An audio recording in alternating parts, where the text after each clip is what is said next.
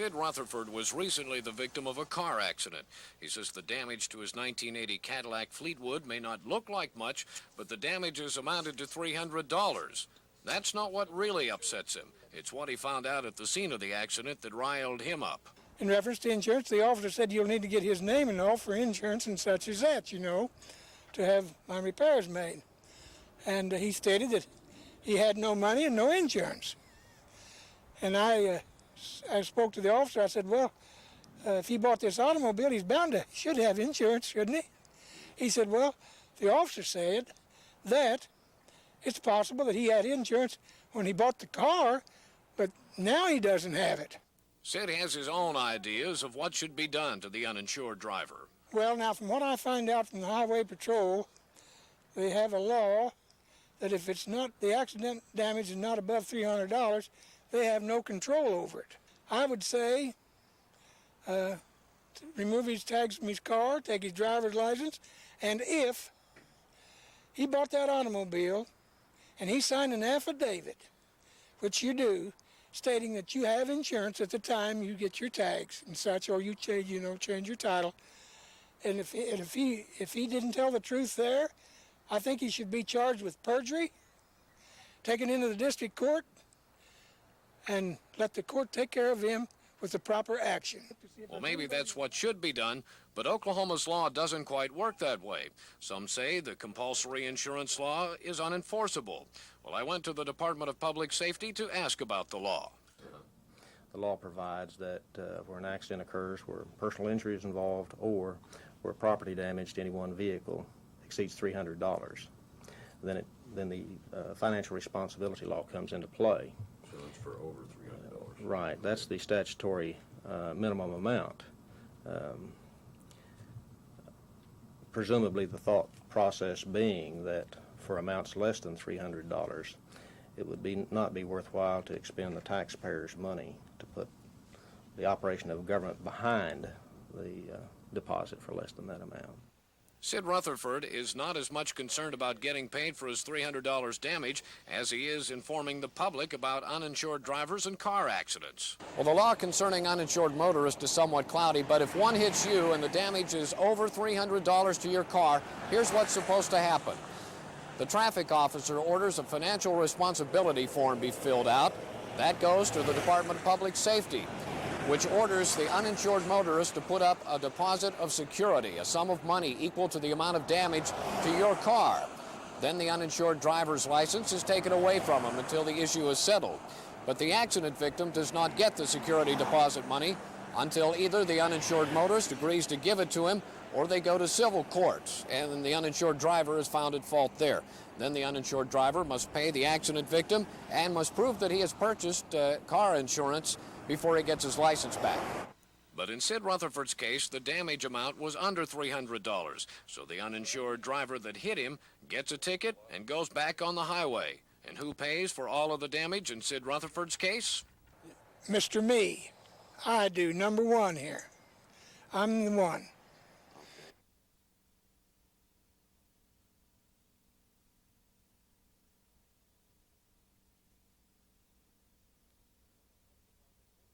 The health department ordered the place closed and all the residents have to leave. As it stands now, most of the 50 families have found other accommodations, but because of the tight housing situation in Oklahoma City, some of the other accommodations were as bad or worse than Elmwood. There are about 16 or 17 families still looking for homes, and we've informed them that the Baptist Women's Home or the Grace Mission here in the city will house several families until those can get back on their feet.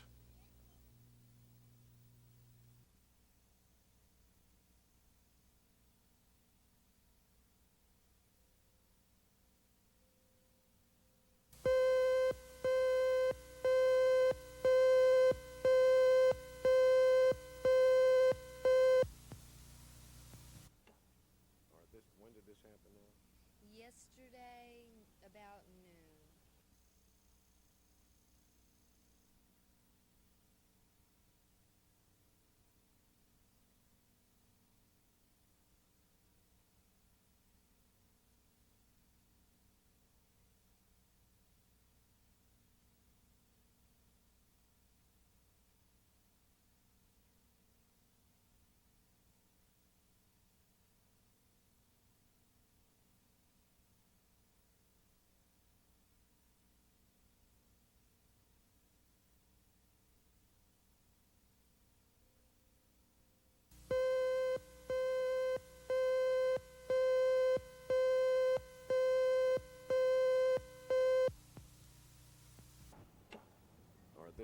Teresa and her mother, Lois Keaton, were extremely upset over the eviction.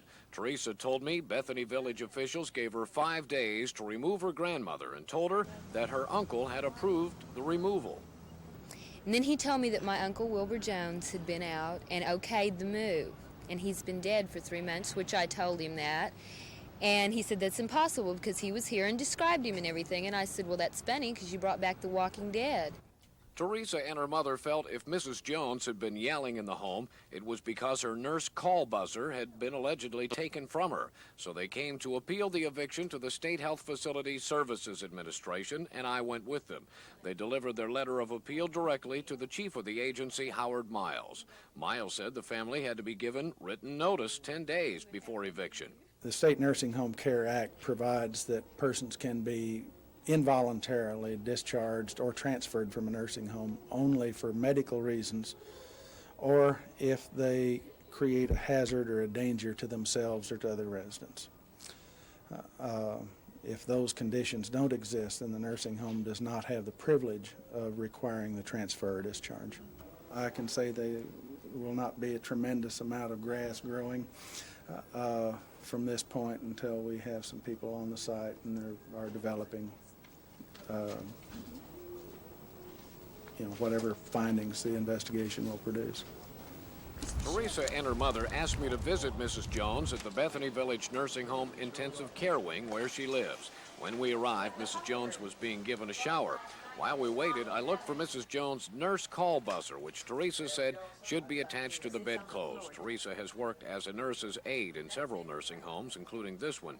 Well, we found the buzzer strung on the floor away from Mrs. Jones' bed to the other side of the room. During our wait, nursing home officials came to the room, ordered us not to take any pictures and to leave. Miss Jones. You'll do what I say. I'm director of nurses here. Turn around. I'm not having. Miss Jones invited us. You're on our facility. You're on private property. But if you'd rather that we leave, we will leave. I think it's better, until you can talk to administration, I think it would be better. All right. So you haven't talked to us yet.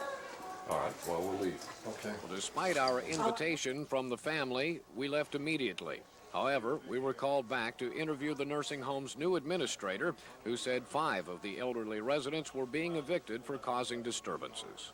We've had a number of people who have been complaining. They have not been able to sleep at night, nor even rest in the afternoon. And I've had people here in my office about 2 weeks ago, and they heard this, and they said that they were considering bringing their aunt down. And they said under no circumstances could they have that. Now, as you realize, my office is in the south end of the building, and that where these people are in the far north end of the building. And we could hear them just as plainly as if they were outside of my office door. And he said that this would frighten his aunt to have to tolerate this, and they could not bring her. And Miss Curtis showed us a letter that was sent out after the verbal eviction. Miss Curtis said she knew nothing of Mrs. Jones' call buzzer being taken away. One official said she threw it on the floor. So as it stands now, Teresa and her mother, as required by law, have been given 10 days' notice to remove Mrs. Jones from Bethany Village. Meanwhile, Howard Miles of State Health Facility Services is looking into the evictions at Bethany. I was able to find out also the State Board of Nursing Homes has called the Bethany Village administrator and the owner to appear before the board this month to discuss the operation of Bethany Village and the complaints against it. Part owner and operator is J. Floyd Williams, a former bishop of the Pentecostal Holiness Church.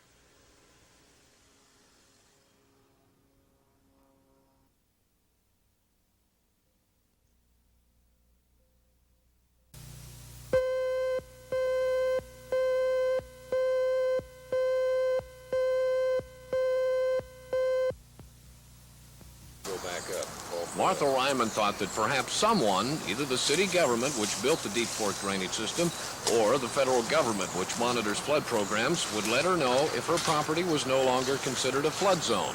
That way, Martha and other homeowners along the creek wouldn't have to pay the $100 or so a year for flood insurance. But nobody has said a word. I called first the mortgage company, and they said they'd be glad to changed that if I would have an engineer come out and certify that there was no longer any danger of flood, they would release the flood insurance.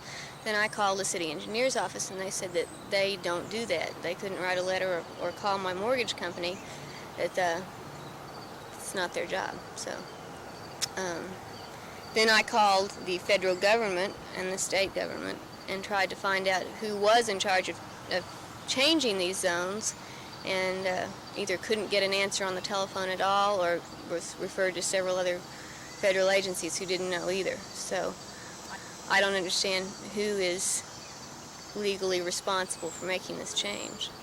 Martha said she called the federal flood insurance office and many other offices and either got no answer or passed from one to another. I found out what she meant.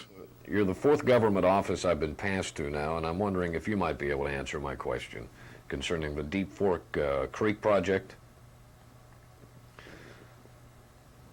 No, we haven't heard from the Dallas Regional Office yet. We've been through all the offices in Washington, but nothing from Dallas yet. Well, I contacted Oklahoma City engineer Paul Brum, who said that the Federal Emergency Management Agency has just put out new flood area maps, and Brum said he'd have his staff members take a look at them.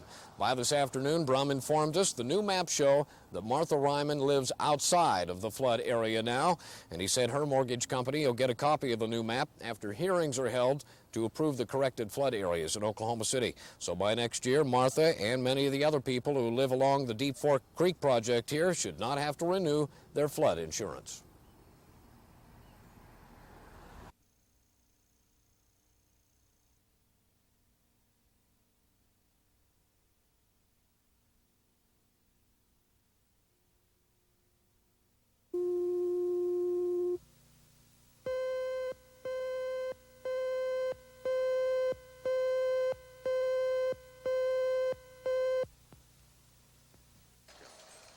The Reverend Jim Williams and his wife found Sheila Gage and her 5 small children, one of them 8 months old, in the park of Lake Overholser. They'd been there for 2 days, sleeping under the trees. Sheila's husband had driven them there and abandoned them, and the Williams just had to take them in.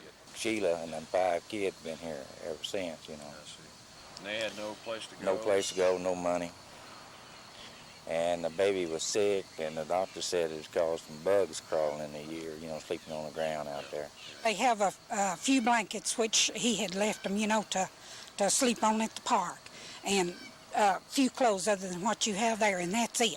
2 of the kids don't even own shoes. They don't even have no shoes. And I didn't see one of them. That's the clothes you have there is about the extent of what they own. Well, the Williams did what they could for Sheila and her children, but after 5 days, they needed help, so they called me. While we made arrangements with a women's shelter to take in the Gage family, I was given some help from the business community. Curtis Schunkweiler, manager of Rudy's Best Yet Food Center on Southwest 59th, donated baby food, snacks, toys, and diapers for the Gage family to get them by during their relocation and readjustment. Harris Ford on Southeast 29th set up a van and a driver to transport the family to the women's shelter. Well, I gave the hungry group some snacks while their mother was being briefed at the shelter. Some snacks for you. Hungry? Yeah. Are you? Well, let's see if we got anything in here for you to eat. The living accommodations now will be cramped, but there will be meals and protection until Sheila can get back on her feet. A great improvement over the lake. Well, where would you like to go? In the house, live in the house. 2 of the children have speech problems, and Sheila is very anxious to get them back in school. She said she was too nervous to make plans now. Her immediate concern was getting shelter for her 5 children.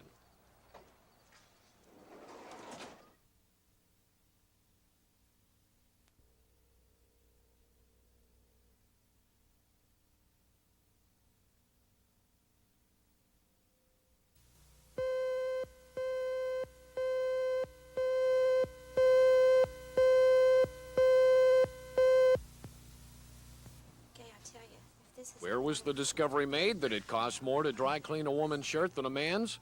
Where all important discoveries and decisions are made. In the beauty shop. Cindy Moore explains.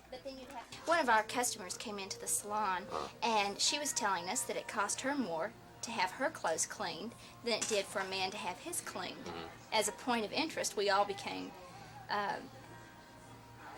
involved in the conversation about it.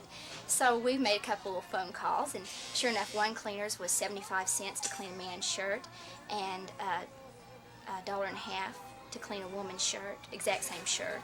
Okay, what about sizes? Any difference in the size? Well, you know, they didn't deal with that a whole lot. A couple of places would say, well, it depends on the size of the shirt. But like, for instance, a silk shirt like the one I have on would cost $2.25, $2.50 for a woman to have cleaned, and $2 for a man. And they said then that would, the woman's, it would depend on whether it had ruffles, because ruffles would cost more, which we can understand that. Right. So. Is this, do you think this is discrimination, or what do you think, what did you girls come up with as a reason for this? Our solution, we decided that it might go back to a period of time when women didn't work so much and they didn't deal with clothes so much, and it wasn't as much, it was more a luxury to have her clothes cleaned than a necessity. Okay, dry cleaners, what about it? Is this some form of discrimination against women? Well, we took that question to Jim Gardner of the Paragon Cleaners. Jim took us back to the work area to show us why it cost more to launder a woman's shirt. It was so warm there, I would have charged more just because of the heat. What is the main reason that a woman's blouse costs more to launder than a man's shirt? Well, the main reason is we have to do it all on flat work presses. There's a unit that's constructed and built to handle a man's shirt. The only alternative we have is to use these flat work presses, and a girl can get out about 15 to 20 blouses per hour. Where on the shirt unit we can produce 110 to 115 shirts an hour. This is the main reason that we have to price them higher. Okay, now let me ask you this.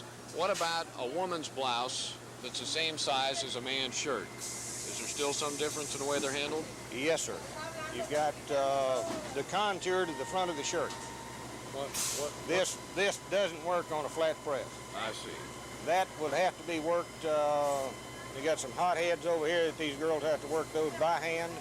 Also, the gussets around the cuff of the shirt has to be worked on those hot heads by hand, and there has to be a lot of touch-up work with a hand iron. So there you have it, ladies. Women's shirts must be done by hand. Even if it's the same size as a man's, your fronts have to be shaped and your gussets have to be pressed. Now, can you tell me how long it takes to do a woman's shirt, one woman's shirt, compared to how long it takes to do one man's shirt? Too long. Actually, we've run some cost studies on it, and we're losing money on every woman's shirt or boy's shirt or woman's blouse that we actually produce. Gardner says his workers can do about 15 women's shirts an hour, but the machines can press out 115 to 120 man-size shirts an hour. But there is hope for the future. Gardner's trying to find parts to assemble a machine for quickly pressing ladies' blouses, which someday could bring the price down to that of men's shirts. So the price difference is no secret, and Fred Gardner was not even insulted by Cindy Moore's question. After today, I'm just going to hope that my cleaners will still clean my clothes.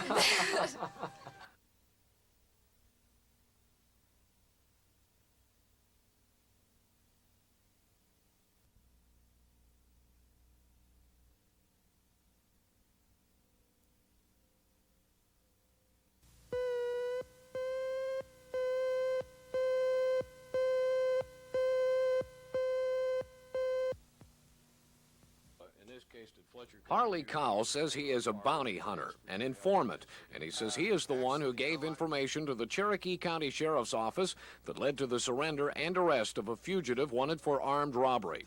An Oklahoma City bail bond company had put up a $5,000 reward for the fugitive. The bonding company left that reward in an unmarked envelope with Cherokee County Sheriff Darrell Scott, who gave it to somebody else. But Harley says that money is his because he found the fugitive. Well, I went through all the investigation work and finding the old boy and turned the information over to the sheriff's office there in Cherokee County, Darrell Scott.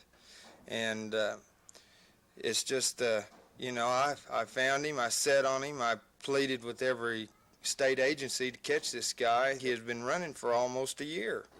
And like I said, I produced the information of where he was at, and that in turn, well, the sheriff messed up about it. He went out there 3 different times out there in the middle of the sticks on the scenic Illinois River chasing this old boy, and finally he gave himself up. I feel like the reason he gave himself up is because of my efforts and put so much pressure on the old boy and so much just so much pressure.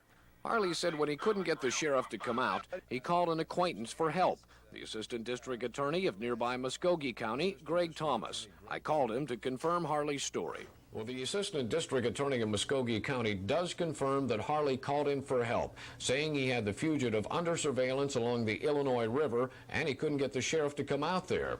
And Thomas does add that the fugitive was found where Harley said he was several days later.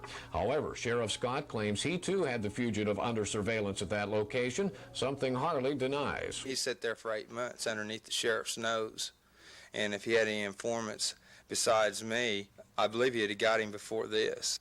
I interviewed the Oklahoma City bonding agent that put up the reward money, Dennis Fletcher. I asked him who the money was intended for. Well, what actually happened is it's disbursed through the sheriff's office, but it's to be disbursed to the ones that give him the information that he needs. And in this case, it's Harley Cowles. How did you know that it was Harley, rather than some other informant, as we have heard on the tape? Because I went down there. Myself and my son-in-law and another guy met Harley Cowles down there, along with the sheriff and all of his bunch at the address that Harley Cowles had furnished them. So, have you talked with the sheriff? Have you been able to talk to him and tell him that you meant that money for Harley? I talked to him this morning on the telephone, and he said he thought Harley'd be by there. And then what happened? And I said, well, he didn't. He's up here wanting it. And he said, well, I've already given it to somebody else.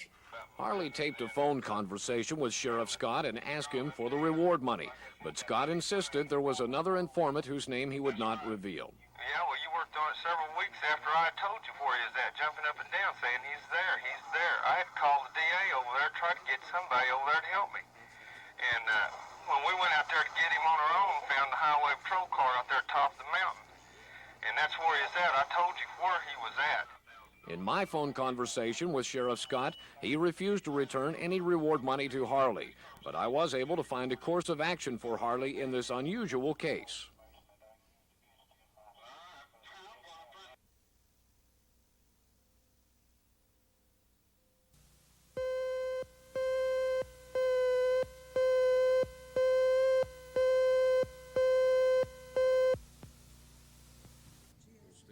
It's happened before, and Doris Lusk expects it'll happen again.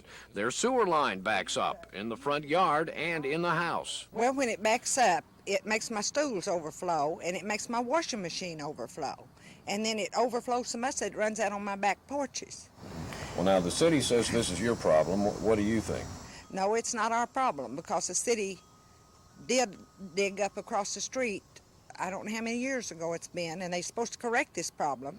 And they didn't. And they paid me $100 at that time to replace the bathroom floor of mine. Yeah. And then we called them out, and they would come out and bring their hootenanny, and they would hootenanny it out. And then the last 2 years they say they cannot do that, they don't do that anymore.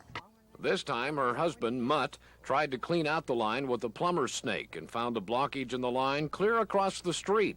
Well, he called the city, and they said it's still the Lusk's problem, even across the street.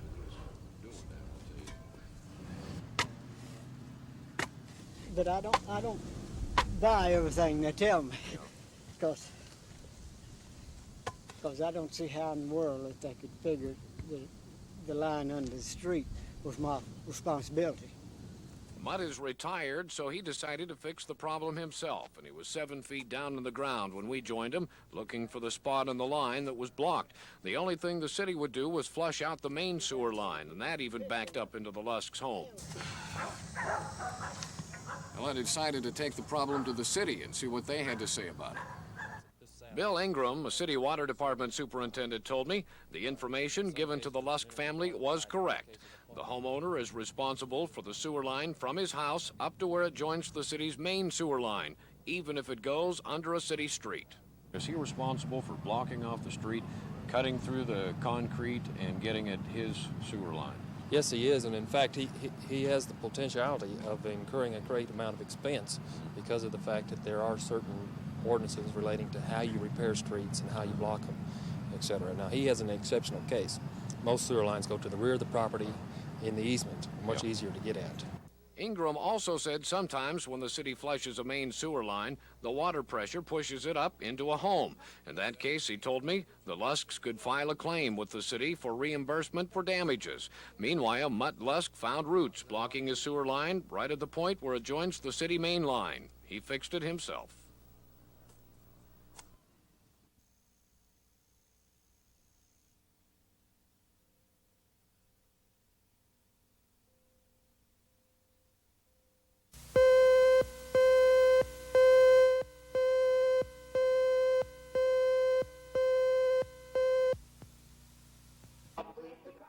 Exercise, physical fitness, and the concern with one's body shape has led to a big health spa business across the country, and occasionally those who join a spa get ripped off. Such was the case for those who joined Spa Lady. Well, here's where it all happened at Spa Lady here in Cassidy Square Shopping Center. It used to be part of a national chain headquartered in Salt Lake City, but this one was sold to Gary Holiday here in Oklahoma City, who has since disappeared. One day a sign popped up in the window which said Spa Lady, closed for repairs only until Monday, August 31st. Nobody has seen the owner since that time. However, many people are looking for him. The Attorney General's office in Honolulu told me that Holiday started a spa there, sold memberships, and then disappeared before construction was even completed. And this group of upset Oklahoma City ladies is also looking for Gary Holiday. They were members of Spa Lady who would like to have their money back. Some paid in advance and got little in return before it closed. Well, we went 6 times. 5 times, okay. That's what I'm saying. You know, they're coming off saying, you know, that it'll cost you this much, and I got to checking around, and that is a lot less expensive. Okay, the Whirlpool was not working when I joined. Okay. A former manager of Spa Lady, Debbie McNeely, also attended this gathering. She has filed a lawsuit against Holiday and says he owes her and other employees commission pay. McNeely says Holiday had a box number set up under the name of Paramount Credit Corporation, where members sent their checks and he got the money. So anyone that joined in 1981 would mail a check to the post office, and then Gary in turn would go to the post office and take the check out and put it in Paramount Acceptance, which in turn he just write himself a check and take the money. Membership payments to Paramount Credit Corporation have been stopped now, but some ladies signed up before Gary Holiday purchased the spa. They made payments to Chase Financing Service in Salt Lake City, which continued to demand their payments even after Spa Lady closed. Well, I contacted the national chain of spa ladies in Salt Lake City, Utah. They used to own this facility, and they say they've arranged to have the memberships transferred to Magic Mirror Spas here in Oklahoma City. However, there is a $29 transfer fee, and that is only good for 1 year. What about the ladies now who have extended memberships or lifetime memberships? Well, Bob Rice, president of the National Spa Lady in Salt Lake City, told me he has a man working on transferring those memberships to other spas. Now, if that can't be worked out, he said he'll cancel their contracts and refund the members' money. Well, just to make certain, I contacted the Utah Attorney General's office for help in holding Spa Lady to its word. Now, anyone with an extended contract is to send a copy of your contract and receipts for payment to this address.